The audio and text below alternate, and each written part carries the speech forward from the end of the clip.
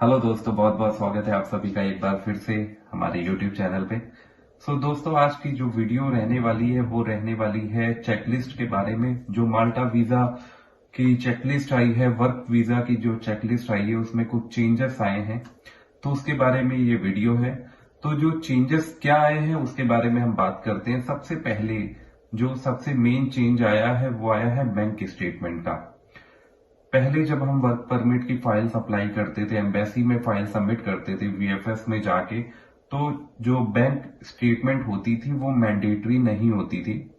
कुछ लोग लगा देते थे, कुछ लोग नहीं भी लगाते थे, बट वो चेकलिस्ट का पार्ट नहीं हुआ करती थी। तो अब जो है बैंक स्टेटमेंट वो मैंडेटरी कर दी गई है, और ये इन्होंने साफ कहा है चेकलिस्ट में। अगर हम चेकलिस्ट की बात करें तो इन्होंने 6 मंथ की चेकलिस्ट बोली है, जो बैंक से साइन और स्टैंप होनी चाहिए।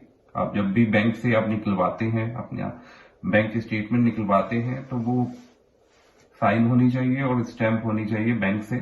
तो लास्ट 6 मंथ की आपको स्टेटमेंट लगानी है। हालांकि इन्होंने चेकलिस्ट में ऐसा कहीं पे भी मेंशन नहीं किया है कि हमें कितने फंड्स शो करने हैं। इन्होंने एक बेसिक चेकलिस्ट निकाल दी कि हमें भाई 6 महीने की बैंक स्टेटमेंट चाहिए। फंड्स का इन्होंने कहीं पे भी कोई भी बात नहीं की है। तो अगर हम कंफ्यूज हैं कि हमें फंड्स कितने लगाने चाहिए, देखिए मेरे हिसाब से जो आपको फंड्स लगाने चाहिए वो लगाने चाहिए जिसमें आपका जो ट्रेवल एक्सपेंस है, जैसे आपकी एयर टिकट हो गई, वो कवर अप हो रही है।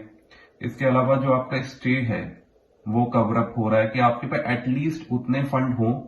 कम से कम अगर हम इंडियन करेंसी की बात करें कि 1.5 से 2 लाख रुपए मिनिमम हो, कि आप अपना जो 1 महीने का जो खर्चा है, वो जो एक्सपेंस है आपका, जो ट्रेवल एक्सपेंस है, वो आप कवर अप कर सके।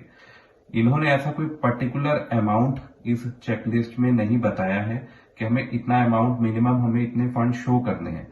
बट मिनिमम अगर हम बात करें तो इतने मेरे हिसाब से होने चाहिए, क्योंकि हमने पहले भी जो भी फाइल सबमिट हुई हैं, अगर हम बैंक स्टेटमेंट की बात करें, जो भी मेरे दोस्त हैं फाइल लगाते हैं, तो मिनिमम इतने फंड्स अगर आप लगा रहे हैं तो अच्छी बात है। तो ये है एक चेंज कि बैंक स्टेटमेंट हमें लगानी है। और इसके अलावा एक इन्होंने सीवी भी इसमें एड ऑन किया है। हालांकि पहले की चेकलिस्ट में सीवी नहीं होता था, रिज्यूम भी हम जिसको बोल सकते हैं। तो अब आपने अपना सीवी भी आपने लगाना है। और सबसे तीसरी चीज अगर हम बात करें तो इन्होंने बोला है कि signed reference letter from past employers, कि आपको 2 एम्प्लॉयर्स के,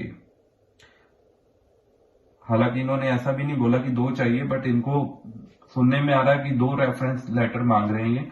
जो भी आपका पुराना एक्सपीरियंस लेटर है, आप सपोज कीजिए जिस भी आपने जॉब में अप्लाई किया है, एक तो आपका वो रेफरेंस लेटर हो गया, आपका एक्सपीरियंस लेटर भी हम बोल सकते हैं, जिसको लेटर ऑफ रेफरेंस भी बोल सकते हैं।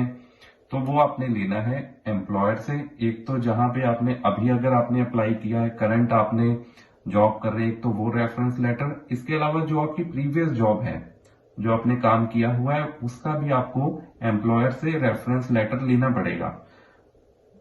एक्सपीरियंस लेटर ही हम, दोबारा मैं वही बात करूंगा, कंफ्यूज नहीं होना है इसमें।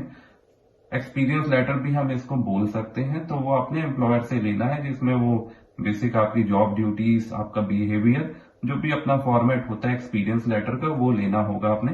तो ये जो 3 चीजें हैं, अगर हम बात करें तो ये नई आई है। और ये इसीलिए देखिए दोस्तों, ये नई आ रही है क्योंकि 2024 से बहुत सारी रूल्स आ रहे हैं, सुनने में आ रही हैं चीजें कि हमें कोई लैब टेस्ट भी देने पड़ेंगे। उसके बारे में हम अलग से बात करेंगे, बट फिलहाल मेरी ये वीडियो बनाने का मकसद यही है, जो भी मेरे भाई अगर इस समय वीएफएस में जाके फाइल सबमिट कर रहे हैं, तो उन्होंने नई चेकलिस्ट के हिसाब से ही फाइल सबमिट करनी है। जो जो डॉक्यूमेंट उन्होंने मांगे हैं, आपने सारे डॉक्यूमेंट चेकलिस्ट के हिसाब से लगाने हैं। देखिए, माल्टा बहुत छोटी कंट्री है, ऑलरेडी माल्टा बहुत ज्यादा ओवर क्राउडेड हो चुका है। इसीलिए ये नए नए रूल इंप्लीमेंट कर रहे हैं, चेंजेस कर रहे हैं, और ये होता रहता है। इसमें कोई घबराने वाली बात नहीं है कि क्या होगा क्या नहीं होगा। आप अपना काम कीजिए, बट आपने जो जॉब डॉक्यूमेंट लगाने हैं, खास करके जो हमने फाइल तैयार करनी, हमने चेकलिस्ट के हिसाब से करनी है। जो जो डॉक्यूमेंट चेकलिस्ट में मांगे गए हैं आपने वो पूरे लगाने हैं। तो चेकलिस्ट का लिंक भी मैं डिस्क्रिप्शन में डाल दूंगा, तो आप खुद भी चेक कर सकते हैं। तो उम्मीद करूंगा आपको आज की ये छोटी सी वीडियो अच्छी लगी हो। तो मिलते हैं जल्द ही एक नई इंफॉर्मेशन वीडियो के साथ। तब तक के लिए थैंक यू सो मच। नमस्कार, गुड लक।